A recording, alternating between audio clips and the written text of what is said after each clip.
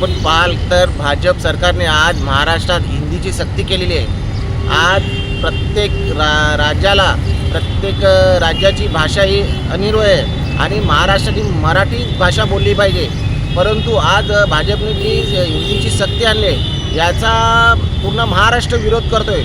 आपण बघाल तर आज आम्ही जो बॅनर लावलेला आहे त्यात स्पष्ट आम्ही लिहिले आहे की आपल्या मराठीसाठी, आपल्या मायबोलीसाठी, आपल्या मातीसाठी आणि आपल्या महाराष्ट्रासाठी सर्वांनी एकत्र या. आणि पूर्ण महाराष्ट्राने आज आवाहन केलेलं आहे की आज मराठी वाचवण्यासाठी आज दोन्ही ठाकरे बंधूसुद्धा या मैदानात उतरले आहेत. आणि आपली मराठी जर वाचवायची असेल तर प्रत्येक मराठी माणसाने आज या आंदोलनात उतरला पाहिजे आणि आज या दोन्ही ठाकरे बंधूंना पूर्ण सपोर्ट केला पाहिजे आणि मराठीसाठी, मराठी अस्मितेसाठी सर्वांनी एकत्र यावं असं आम्ही आवाहन करतो.